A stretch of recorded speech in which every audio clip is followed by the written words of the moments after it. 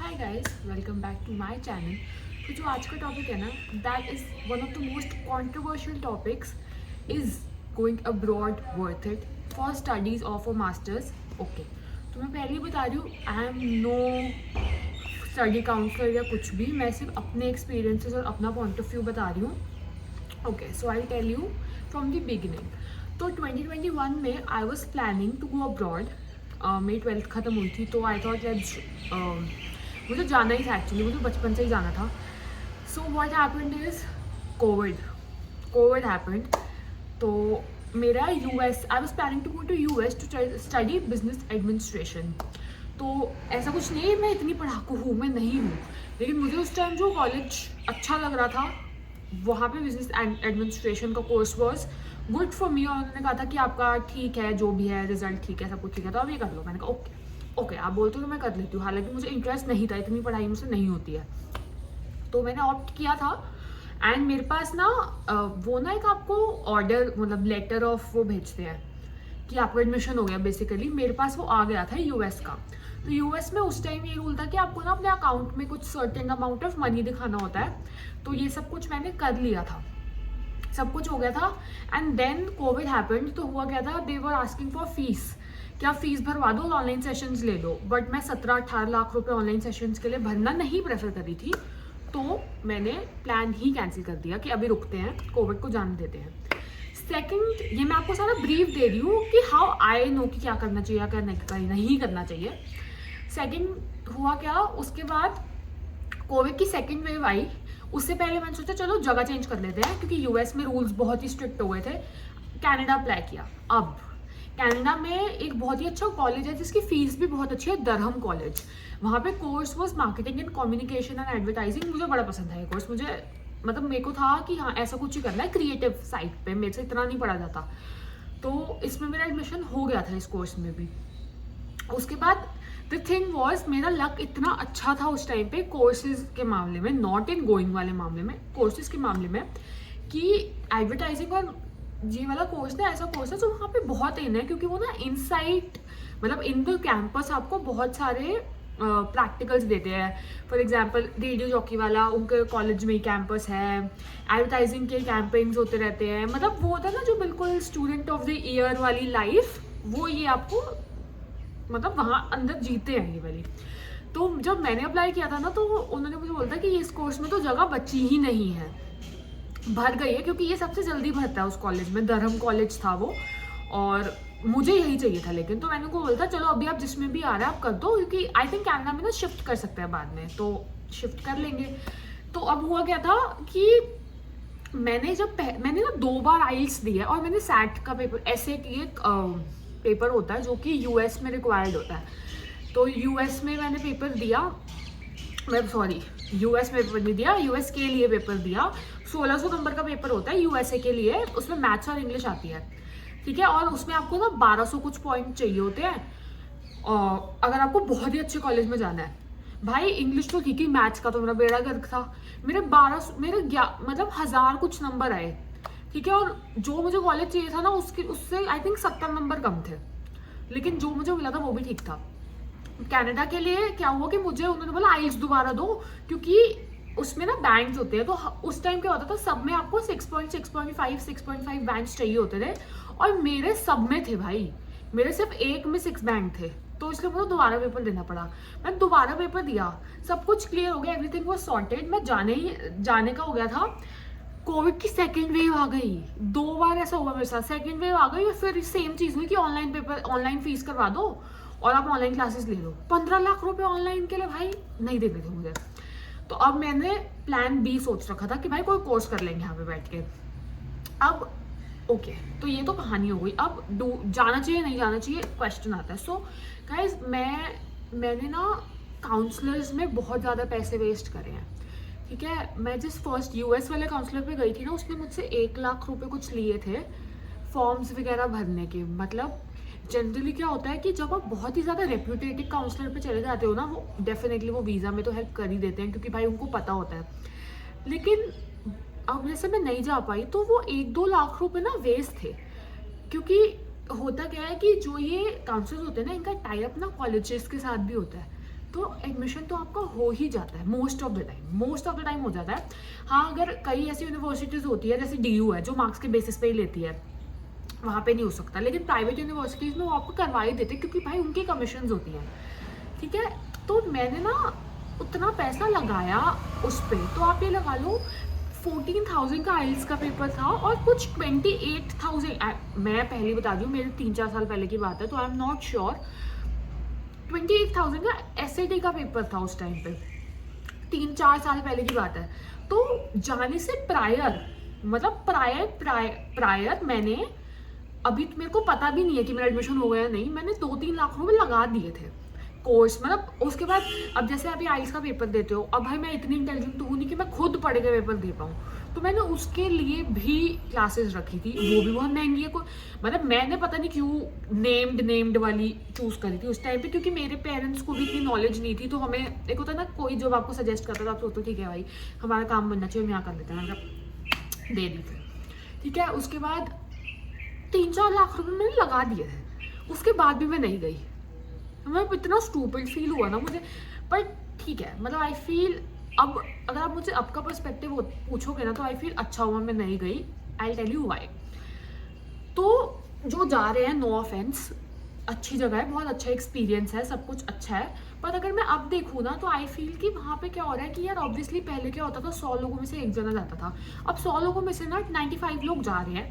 And यार काम तो उतना ही है ना वहाँ पे भी, वो दे पे यू, ऑब्वियसली दे पे यू, आप काम करोगे, आप लेबर वर्क, वहाँ पे लेबर वर्क है, वहाँ पे बहुत लेबर वर्क है। और मैं इसलिए बता रही हूँ क्योंकि my real sister and my cousin both, one is in US and one is in New Zealand, तो मैं इसलिए मुझे स्ट्रगल्स भी पता है क्या है, इसलिए मैं आपको बेटर बता सकती हूँ, ठीक है। तो अब ये हुआ कि मैं नहीं गई, तो हमने सोचा चलो किसी को तो भेजे घर से, ऑब्वियसली घर वालों का कोई तो जाए, तो क्योंकि मैंने बोला अब तो मैं नहीं जा रही हूँ भाई, मेरे 2 साल ऐसे ही वेस्ट हो गए थे, और मैं यहाँ पे अब मेरा काम इज वर्किंग वेल, ठीक है, मेरे को सब ठीक चल रहा है, तो मैं वहाँ जाकर शुरू से स्टार्ट करना नहीं था। और मैं ना कोई ऐसी नहीं हूँ कि मुझे भाई एक्सप्लोर करना है, नहीं भाई, मैं घूमने जाके वापस आ सकती हूँ, पर मैं बार बार एक्सपेरिमेंट तो नहीं कर सकती अपनी ज़िंदगी में, क्योंकि मैंने 2 साल पहले ही वेस्ट कर दिए थे। और उसके बाद ना 2 साल के बाद ना आपका मन खुद ही ऐसा हो जाता है यार हो तो रहा नहीं है, मतलब मेरे साथ ऐसा हुआ था, छोड़ यहाँ पे कुछ करते हैं, और यहाँ पे मैंने किया तो आई सॉ ग्रोथ बहुत ज़्यादा अपने काम में, तो ठीक है ये हुआ। अब जब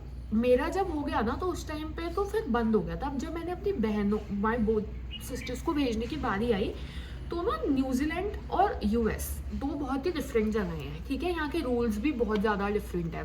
सो if you come to New Zealand बहुत ही ऐसे पीसफुल है, शांत है वहाँ पे, मतलब कनाडा तो देखो मत भेजना, अगर आपको जाना है मत जाओ अभी कनाडा, क्योंकि मैंने बहुत लोग वहाँ से डिपोर्ट हो रहे हैं, there is a lot of issue.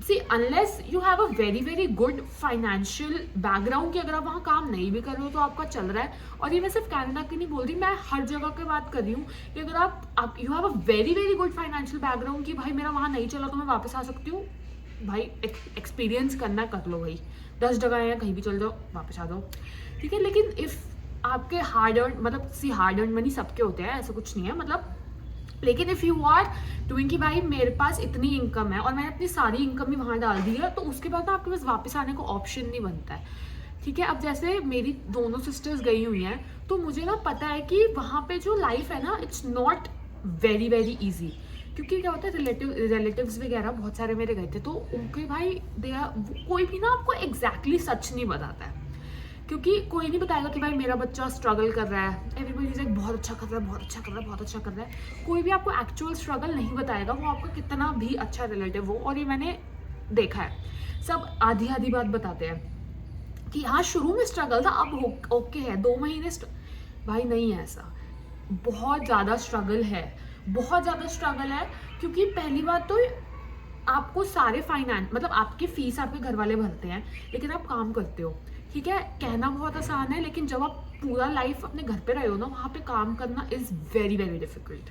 पूरा टाइम आपको अपना खाना खुद देखना है। अब मेरी दोनों बहनें हैं, मैं यहाँ पे क्या था, my parents everybody is like खाना भी वो डाल के दे रहे हैं, वहाँ जाके कभी कभी आपसे नहीं हिम्मत हुई, या भूखे पेट सो गए, ऑप्शन नहीं है, सो गए नहीं,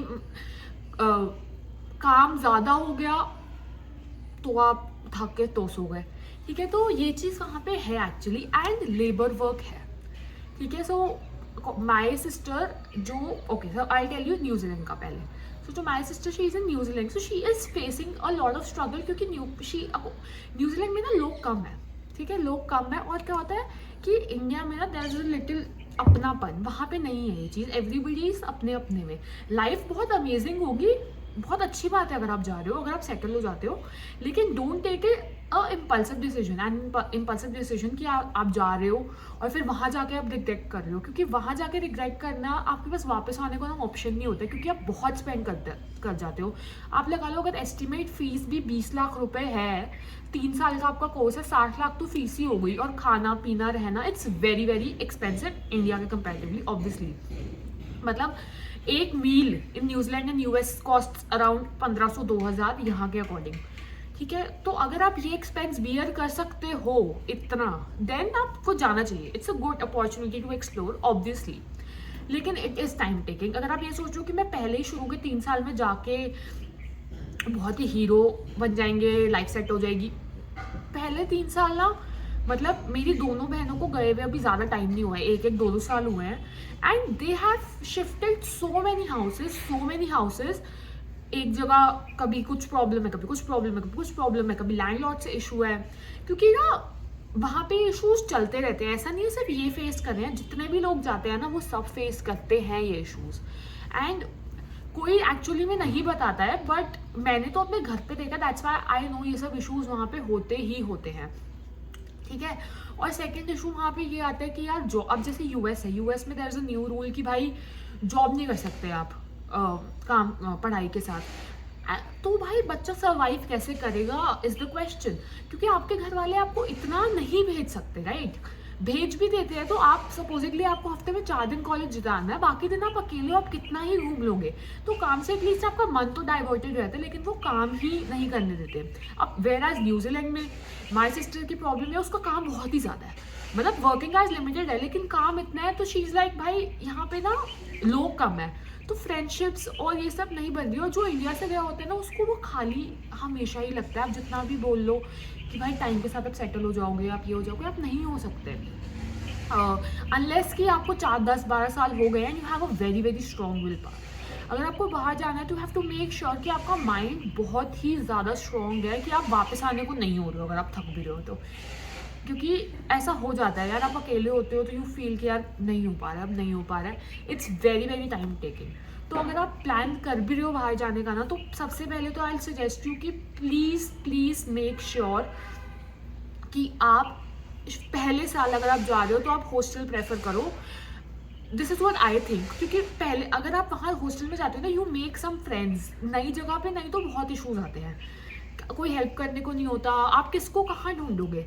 बट मेरी सिस्टर्स नहीं मानी थी एंड दे डिड फेस थोड़े बहुत इशूज़, क्योंकि ना हॉस्टल्स एक्चुअली में एक्सपेंसिव है वहाँ पे, ये भी इशू है। तो मतलब मेरा ये सजेशन है कि आप हॉस्टल्स प्रेफर करो, मतलब जो कॉलेज आपको प्रोवाइड करता है। Second thing, always always make sure कि आप हेड स्ट्रॉन्ग हो, अगर आप हेड स्ट्रॉन्ग नहीं हो, you are not going to survive.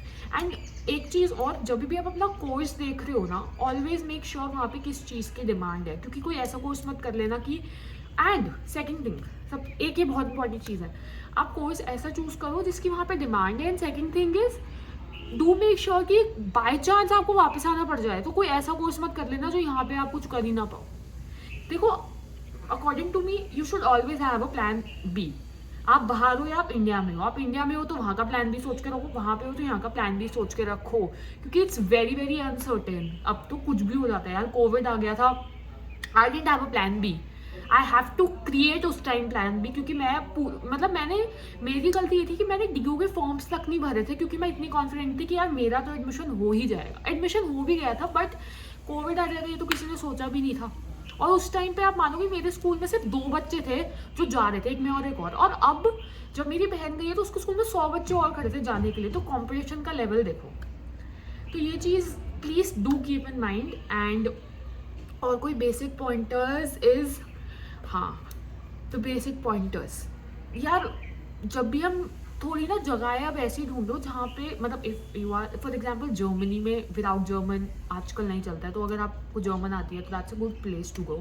कुछ ना डू समथिंग डिफरेंट, कि Canada, US, Australia, New Zealand, I feel बहुत भीड़ हो गई है यहाँ पे. मतलब मैंने देखा है कि इवन जब जैसे मैंने यूएस में अब ये एकदम से इशू आ गया कि यू कांट वर्क, न्यूजीलैंड में वो ज़्यादा ही खाली है.